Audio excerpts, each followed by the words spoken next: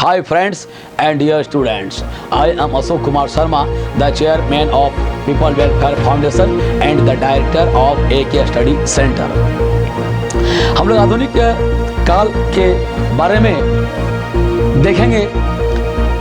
Next video यह है, इसमें किस प्रकार से आधुनिक काल में जब अंग्रेज आए, ये पिक्चर देख रहे हैं, ये ब्रिटेन का है, ईस्ट इंडिया हाउस लंदन का फिगर है। यहाँ पर देखते हैं किस प्रकार से जो लंदन के व्यापारी हैं यहाँ पर किस प्रकार से जमा होते थे, और यही एक सेंटर है जिस सेंटर के माध्यम से भारत के व्यापार पर कंट्रोल होता था, नियंत्रण होता था। ये देखते हैं कि ईस्ट इंडिया कंपनी के अधिकारी हैं भारत में सबसे पहले किस प्रकार से आए और जहांगीर से सबसे पहले अपना व्यापार करने के लिए, अपना काम धंधा रोजगार करने के लिए ये अपना फरमान जो है सबसे पहले लिए। ये कागज़ का फरमान जो देख रहे हैं, ये जहांगीर ये अंग्रेज़ अधिकारी को दे रहे हैं, और सबसे पहले अंग्रेज़ लोग भारत में बिजनेस व्यापार करने के लिए आए थे, एक सौदागर के रूप में, एक बनिए के रूप में। लेकिन बाद में चलकर यही व्यापारी देखेंगे किस प्रकार से भारत का मालिक बन गया और हमारा शासक बन गया और भारत पर शासन किया।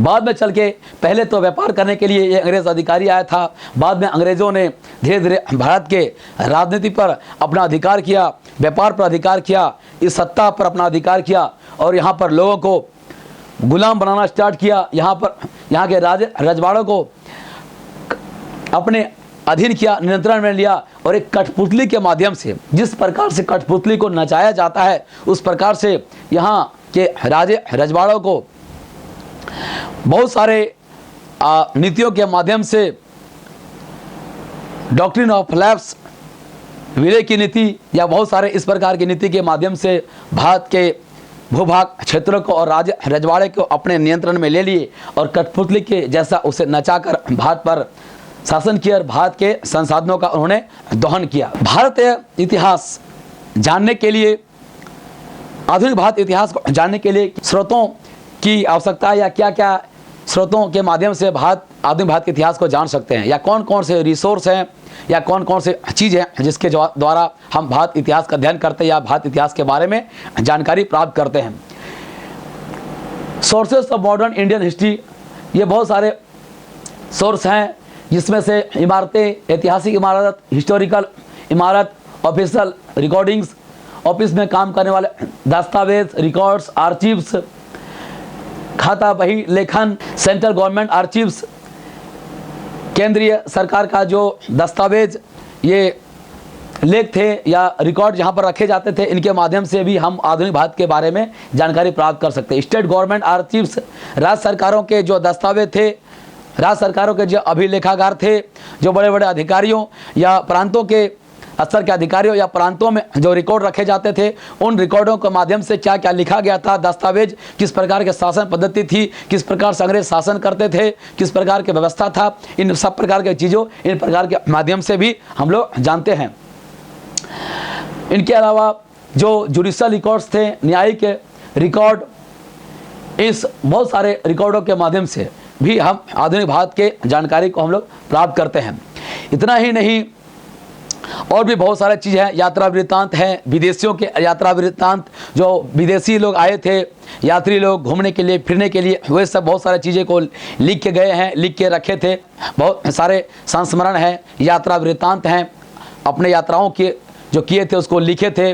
बहुत सारे पांडुलिपियाँ भी बनाई गई थी, बहुत सारे पांडुलिपियाँ लिखी गई थी पेपायरस पर, भोज वृक्ष पर, जब कागज़ का आविष्कार नहीं हुआ था। इन सबों के माध्यम से भी हम इतिहास को जानते हैं, जानने का प्रयास करते हैं।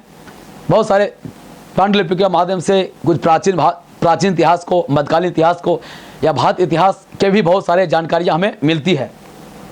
ये सब देखते हैं। पांडुलिपि, बहुत सारे विद्यार्थी बोले थे कि सर पांडुलिपि क्या है, तो पांडुलिपि देखिए इस प्रकार का होता है।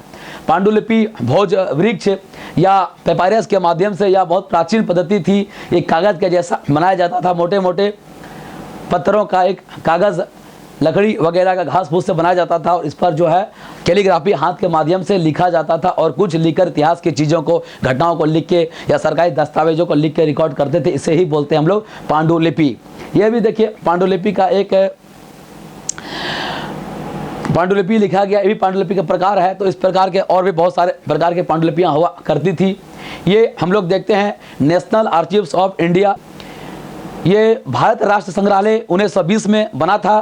तो यहाँ पर भी भारत राष्ट्र संग्रहालय जो अंग्रेज वायसराय हुआ करते थे दिल्ली में, अपने बगल में ही बनाए थे ताकि सारे सरकारी आंकड़े दस्तावेज सुरक्षित रखते थे ताकि उसे समय पर हर प्रकार की जानकारियाँ उन्हें मिल सके। अंग्रेज़ों का मानना था कि भारत में अगर शासन करना है तो भारत में हर प्रकार का जानकारी रखना होगा। जैसे भारत के यहाँ पे राज्यों का जानकारी रखना है, यहाँ के भौतिक परिवेश क्या है, परिस्थितियाँ क्या है, उनका जानकारी रखना है। यहाँ का वानस्पतिक प्रकार क्या है, जियोलॉजिकल परिवेश किस प्रकार का है, जूलॉजिकल परिवार किस प्रकार का, लोग किस प्रकार के हैं, आदिवासी हैं, शेड्यूल कास्ट, शेड्यूल ट्राइब्स किस प्रकार के सामुदायिक लोग हैं, शिक्षा का स्तर क्या है, ज़मीन का स्तर क्या है, फसल किस प्रकार के उपजाते हैं, किस प्रकार के पेड़ पौधे हैं, जीव जंतुएं हैं, किस प्रकार के लोगों का आचरण है, कला है, संस्कृति है। इन सारे चीज़ों का अध्ययन बहुत ही ज़रूरी है, ज्ञान होना चाहिए।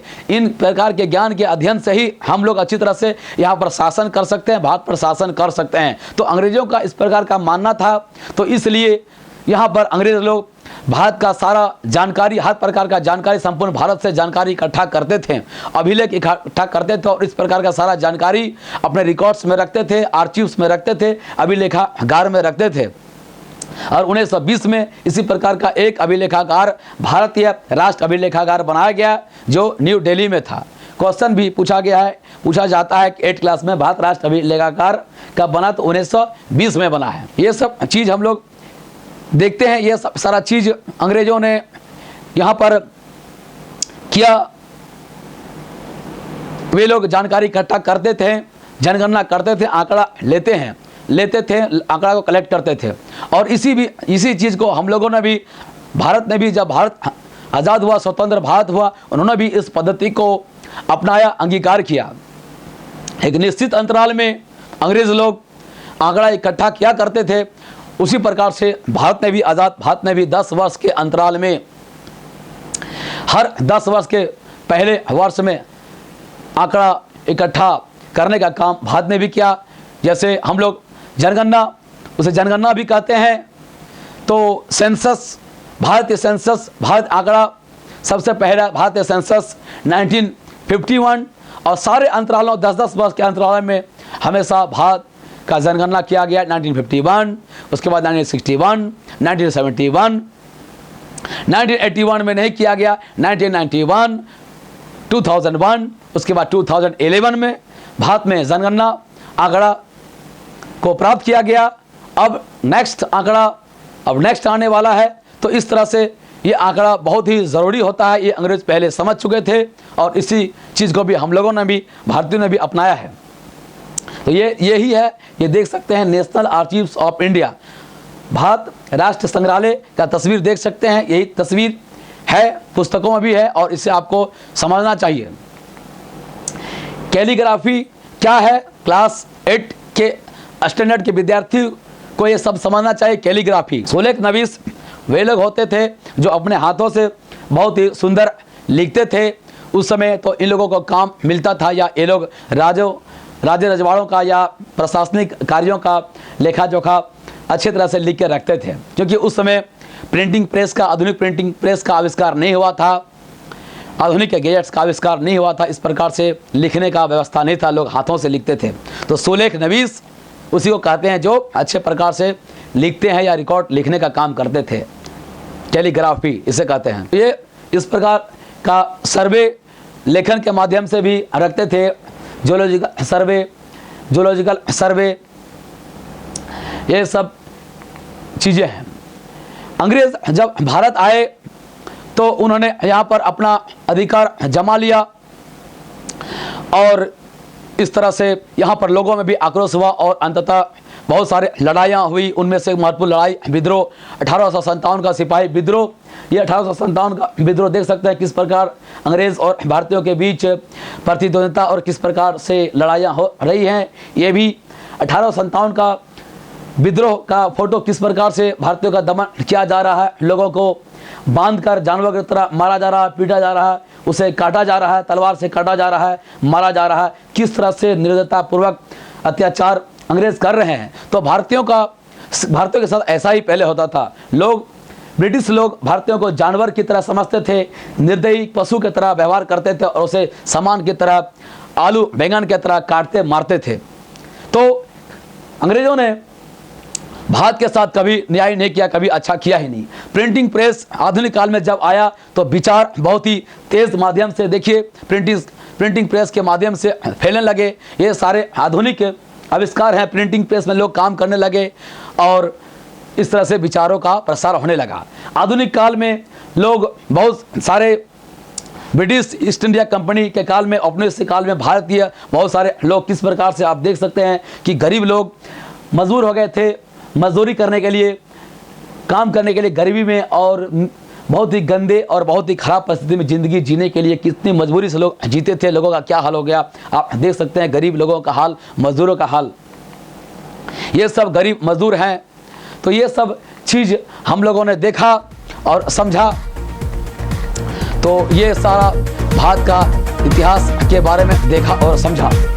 इसके अलावा भी बहुत है, इस वीडियो में इतना ही। अब हम लोग नेक्स्ट वीडियो में इतिहास के बारे में पढ़ेंगे।